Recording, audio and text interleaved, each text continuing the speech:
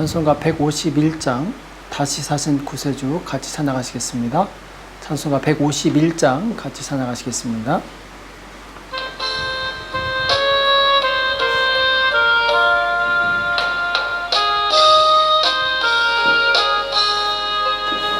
다시 사신 구세주 나 항상 섬기네.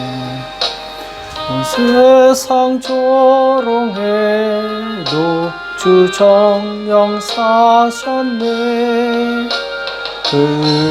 은혜로운 손길 부드러운 음성 내 평생 주님 함께 늘 계시네.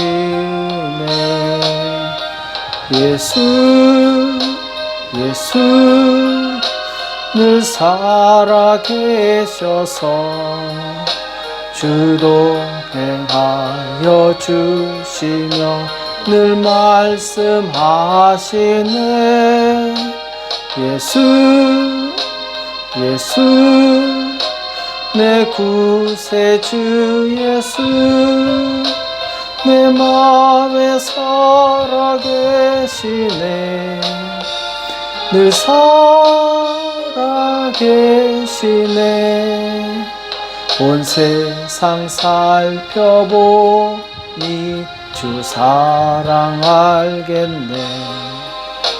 내 마음이 아플 때도 주 사랑 알겠네. 이 세상 풍파 이길 힘 주시는 주님 마침내 영광 중에 주 오시리.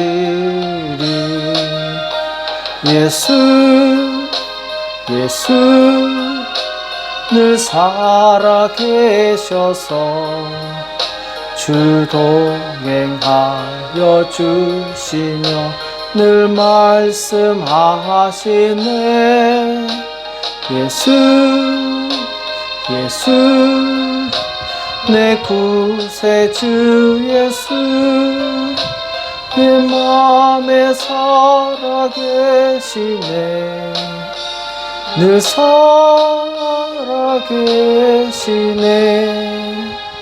주 믿는 성도들아 다 기쁜 노래로 주 예수 우리와 함께 다 찬양 드리세. 이 세상 소망이요 참 친구 되시는 주 예수 영원토록 찬양하세. 예수 늘 살아계셔서 주 동행하여 주시며 늘 말씀하시네. 예수 내 구세주 예수 내 마음에 살아계시네. 늘 살아계시네.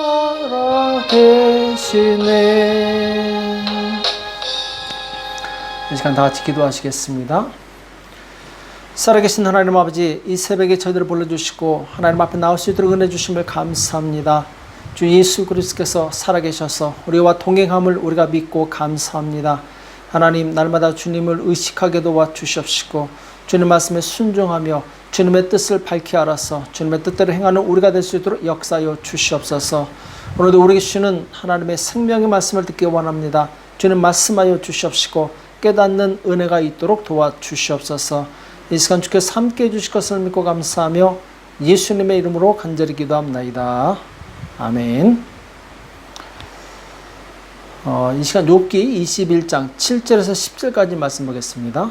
욥기 21장 7절에서 10절까지 말씀 다 같이 한 목소리로 합독하도록 하겠습니다. 욥기 21장 7절에서 10절 같이 읽겠습니다. 시작. 어찌하여 악인이 살고 수를 누리고 세력이 강하냐. 씨가 그들의 앞에서 그들과 함께 굳게 서고 자손이 그들의 목전에서 그러하구나. 그 집이 평안하여 두려움이 없고 하나님의 매가 그 위에 임하지 아니하며 그 수소는 영락없이 새끼를 베게 하고 그 암소는 새끼를 낳고 낙태하지 않는구나. 아멘. 열린 마음이란 제목으로 같이 말씀을 나누겠습니다. 자, 욥의 세 친구들이 인과응보의 원리로 욥을 계속해서 정죄하고 있죠. 곧 의인은 형통하고 악인은 이 하나님의 불행과 저주와 고통이 따른다. 그래서 욥이 지금 고통당하고 있는 이유는 무엇이냐? 네가 분명히 무슨 악을 행했기 때문이다. 네가 악인이기 때문에 그렇다. 자, 이 논리를 가지고 욥을 계속 공격하고 있죠.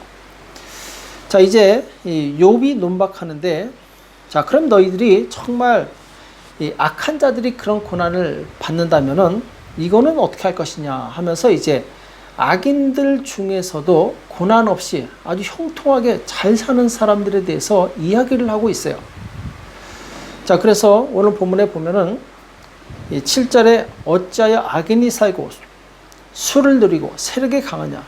자, 악인임에도 불구하고 장수하는 사람이 있습니다. 악인임에도 불구하고 세력이 강한 사람이 있어요. 또 8절에 보면은 이 자손이 바로 강성한 악인인데도 자손이 잘 됩니다. 또 9절에 보면은 그 집에 평안이 있고 두려움이 없고 하나님의 매가 그 위에 임하지 않는다. 하나님께서 그들을 혼내지도 않는다라는 거예요. 또 10절에 보면은 그 소유에 대해서 말씀하고 있죠. 그 수소는 영락없이 새끼를 베게 하고 암소는 새끼를 낳고 낙태하지 않는다. 그러니까 가축들도, 집안에 있는 가축들도 낙태하지 않고 쑥쑥 새끼를 잘 낳는다는 거죠. 자, 여기서 끝나지 않고 욥은 굉장히 구체적으로 얘기를 합니다. 12절에 보면은 그들이 소고와 수금으로 노래하고 피리 불며 즐기며, 그러니까 이들 집안에는 항상 음악 소리가 끊이지 않고 기쁨이 넘친다라는 거죠. 그리고 13절에 형통하게 잘 살다가 경각간에 음부에 내려간다. 그 죽을 때도 고통 없이 빨리 죽는다라는 거죠. 그러니까 죽음의 축복도 받는다라는 거예요. 자, 그런데 14절에 보면은 그러할지라도 그들은 하나님께 말하기를 우리를 떠나소서 우리가 주의 도리 알기를 즐겨하지 아니하나이다.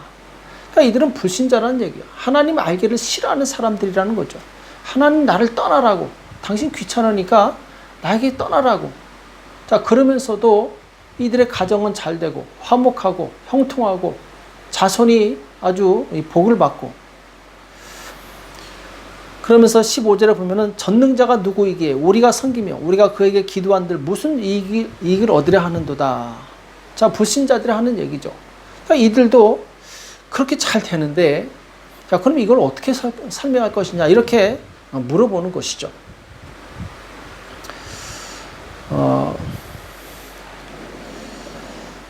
그래서 우리는 어떤 일을 판단할 때 한 가지만 보고 그것이 이것이다 라고 절대적인 기준을 세워서는 안 됩니다.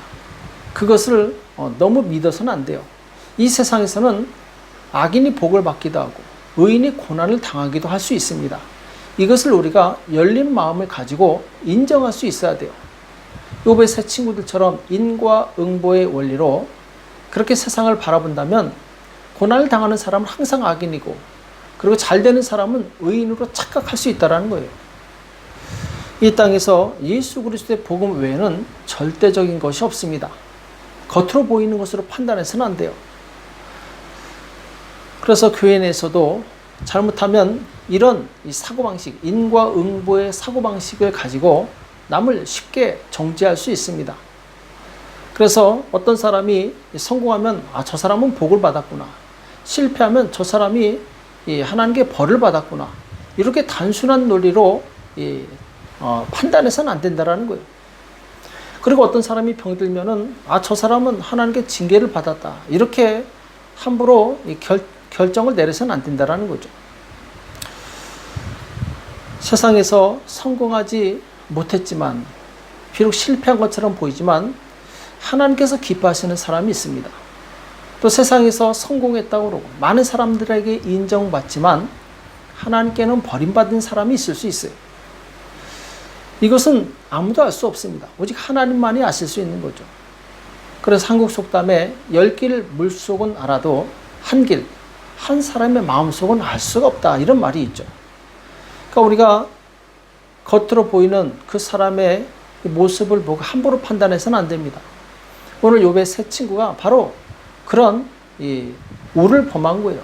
겉으로 보이는 욥이 정말 재산이 다 날아가고 자녀들이 안 되고, 그리고 지금 질병이 나서 아주 이 죽음을 향해서 가고 있는 이 비참한 상태를 보고 너는 틀림없이 하나님께 버림받았다, 하나님께 죄를 지었다, 이렇게 판단하고 있는데 이것이 아니라는 것이죠.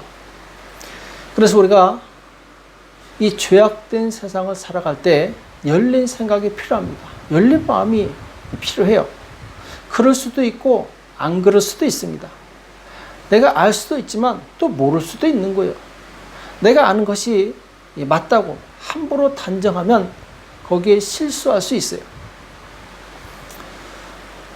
자, 예수님께서 부활하셨을 때 제사장들이 군병들에게 돈을 주면서 밤사이에 예수의 제자들이 예수님의 시체를 도적질했다고 그렇게 소문을 내라.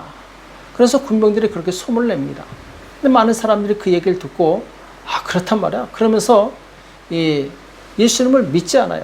그들은 잘못된 정보를 이제 진리라고 믿고 예수님을 믿지 않은 것이죠.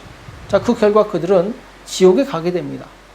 그러니까 우리가 함부로 판단하는 것, 들리는 대로 판단하고 보이는 대로 판단하는 것이 얼마나 무서운가를 알 수 있어요. 그래서 지혜로운 사람은 들리는 대로 판단하지 않습니다. 반드시 그것이 맞는지 확인하게 돼 있어요. 우리가 정말 하나님을 섬기는 성도라면 우리는 항상 열린 마음을 가지고 하나님을 바라봐야 됩니다. 그리고 하나님의 시각과 하나님의 눈으로 세상을 볼 수 있어야 돼요. 그래서 골로새서 3장 1절에 보면은 사도 바울이 너희가 그리스도와 함께 다시 살리심을 받았으면, 자, 구원받은 성도라면 위의 것을 찾으라. 거기는 그리스도께서 하나님 우편에 앉아 계시느니라, 이렇게 말씀하고 있어요. 위의 것을 찾으라고 말씀하고 있어요. 위의 것을 생각하고 땅의 것을 생각지 말라, 이렇게 말씀하고 있어요. 하나님의 시각을 갖는다라는 거, 하나님의 이 마음을 갖는다라는 거. 자, 이런 사람은 영적인 것과 육적인 것을 분명히 구분하게 됩니다. 자, 사도 바울이 위의 것 그리고 땅의 것에 대해서 말씀하고 있는데, 위의 것은 무엇입니까? 바로 영적인 것이죠. 하나님께서 기뻐하시는 것이고 또 하나님의 뜻인 것입니다. 육적인 것은 무엇이냐? 하나님이 기뻐하지 않는 것, 또 하나님의 뜻이 아닌 것, 이것이 바로 육적인 것이죠. 그래서 위의 것을 생각하는 사람은 비록 이 땅에서 고난을 받아도 영광스러운 삶을 살게 됩니다. 반대로 땅의 것을 생각하는 사람은 비록 이 땅에서 성공을 한다 할지라도 하나님 보시기에는 아무것도 아닌 거예요. 우리가 정말 영적인 사람, 그리고 하늘을 소망하는 사람이라면 하나님이 주시는 칭찬과 영광을 바라보고 사는 저와 여러분 되시길 축복합니다. 고린도후서 10장 18절에 보면은 옳다 인정함을 받는 자는 자기를 칭찬하는 자가 아니요 오직 주께서 칭찬하시는 자니라, 이렇게 말씀하고 있어요. 자, 우리는 얼마든지 자기를 자랑합니다. 그리고 자기를 칭찬해요. 다른 사람에게 드러내기를 원하고 다른 사람들이 나를 알아주기를 원합니다. 자, 그런데 정말 중요한 것이 무엇이냐? 주께서 칭찬하시는 사람, 주께서 인정하시는 사람이 되어야 된다는 것이죠. 그것이 바로 영원한 것이고 영원한 영광이 된다고 말씀하고 있어요.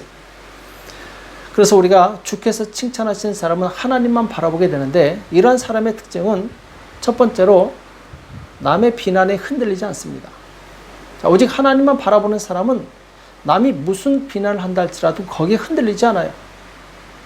이사야 26장 3절에 보면 주께서 심지가 견고한 자를 평강의 평강으로 지키시리니 이는 그가 주를 의뢰함이니이다, 이렇게 말씀하고 있어요. 자, 뿌리가 깊은 나무는 바람에 쓰러지지 않습니다. 역시 믿음의 뿌리가 깊은 사람은 다른 사람의 영향에 흔들리지 않는다라는 거예요. 자, 요셉이 감옥에 갇혔을 때 그가 술 맡은 관원장의 꿈을 해석해주고 마침내 그 사람이 복직됩니다. 그때 요셉이 그 술 맡은 관원장에게 나는 아무런 죄가 없으니까 나를 여기서 빼내달라고 부탁을 하게 돼요. 자, 그런데 하루가 지나고 이틀이 지나고 1년이 지나고 2년이 지났는데 아무런 소식이 없어요. 자, 얼마나 실망이 됐겠습니까? 그러나 요셉은 실망하지 않았어요. 그 사람을 원망하지도 않습니다. 그 믿음의 뿌리가 깊기 때문에 흔들리지 않는 거예요. 서운한 일이 생겼지만 서운해하지 않는 것이죠. 마침내 2년이 지났을 때 하나님께서 바로왕의 꿈을 통해서 요셉을 부르시게 되고 마침내 애굽의 총리가 되는 놀라운 축복을 허락하시게 됩니다. 자, 요셉은 믿음의 뿌리가 깊었기 때문에 비록 정말 험난한 인생, 억울한 일, 그리고 서운한 일을 당했지만 그것 때문에 믿음이 흔들리지 않았다는 것이죠. 우리는 다른 사람이 나에게 어떤 안 좋은 영향을 끼친다 할지라도 내 믿음이 흔들리지 말아야 됩니다. 내 믿음의 뿌리가 깊은 만큼 나는 견딜 수 있고 이길 수 있는 거예요. 그러나 믿음의 뿌리가 얕으면 다른 사람이 서운한 얘기하거나 다른 사람이 나에게 비난했을 때 금방 넘어지고 실족하고 교회를 떠나게 됩니다. 우리는 오직 하나님만 바라보시고 믿음의 뿌리를 깊이 내리시기 바랍니다.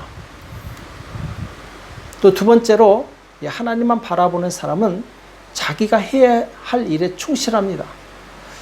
사도 바울을 보면 뒤에 있는 것은 잊어버리고 앞에 있는 것을 잡으려고 표대를 향하여 그리스도 예수 안에서 하나님이 위에서 부르신 부름의 상을 위하여 쫓아간다, 이렇게 고백하는 말씀이 이제 빌립보 3장 12절 이하에 나옵니다. 여기 보면은 사도 바울은 오직 표대를 향하여 앞만 보고 달려나갑니다. 하나님께서 위에서 주실 그 상을 바라보고 전심으로 나가게 돼요. 그래서 사도 바울은 자기가 하나님께 받은 사명을 이루는 데 집중합니다. 다른 데 신경 쓰지 않아요. 그래서 로마서 15장 20절에 보면은 내가 그리스도 이름을 부르는 곳에는 복음을 전하지 않기로 힘썼노니 이는 남의 터 위에 건축하지 아니하려 함이라, 이렇게 말씀하고 있어요. 그러니까 다른 사람이 전도해서 세워진 교회는 일절 관여하지 않았다는 것이죠. 복음을 아직 모르고 생명을 알지 못하는 자들에게 찾아가서 그들에게 복음을 전했다는 것이죠. 그러니까 사도 바울은 오직 주님이 나에게 맡겨주신 사명, 복음을 알지 못하는 자들에게 가서 그들에게 복음을 전하고 그들을 변화시킨 그 일에 집중했다는 것이죠. 다른 사람이 성공하든 실패하든 혹은 다른 사람들이 어떤 일을 하든 거기에 관여하지 않고 거기에 간섭하지 않고 바로 나를 부르신 그 하나님, 그 하나님께서 나에게 맡긴 사명, 여기에 집중해서 앞으로 전진했다라는 것이죠. 이것이 바로 하나님만 바라보는 사람의 자세입니다. 오늘 우리는 이 욥의 친구들의 그 막힌 생각을 열어주는 내용이 나옵니다. 인과 응보라는 이 세상의 틀에 갇혀서 살고 있는 그 친구들에게 그렇지 않다라고 보여주는 내용이 나옵니다. 이것은 무엇을 의미합니까? 곧 우리는 열린 마음이 필요하다는 것이죠. 열린 마음이 필요하고, 그리고 하나님께서 나에게 주신 이 사명에 집중하는 것. 왜냐하면은 우리는 항상 하나님의 시각을 가지고 살아야 되기 때문에 내 생각이나 내 시각을 가지고 살면은 반드시 우리는 넘어지게 돼 있어요. 그 하나님의 시각을 가지고 하나님의 마음을 품고 하나님의 뜻을 이루는 저와 여러분 되시길 예수님의 이름으로 축복합니다. 기도하겠습니다. 살아계신 하나님 아버지, 오늘 우리에게 말씀해 주심을 감사합니다. 하나님, 정말 우리가 열린 마음을 가지게 도와주시옵시고 우리 눈에 보이는 대로 함부로 판단하지 않게 도와주시오며 오직 하나님의 마음과 하나님의 시각을 가지고 세상을 바라볼 수 있도록 도와주시옵소서. 그래야 하나님께서 무엇을 기뻐하시는가, 하나님의 뜻이 무엇인가 옳게 분별하여서 하나님의 뜻대로 사는 우리가 될 수 있도록 역사하여 주시옵소서. 감사하며 예수님의 이름으로 간절히 기도합나이다. 아멘. 오늘 말씀 기억하시면서 하나님, 내가 열린 마음을 가지고 하나님의 시각으로 세상을 바라볼 수 있도록 내 마음을 넓혀달라고, 나라와 민족을 위해서 교회와 가정과 자녀를 위해서 이 시간 합심해서 간절히 기도하겠습니다. 기도하겠습니다.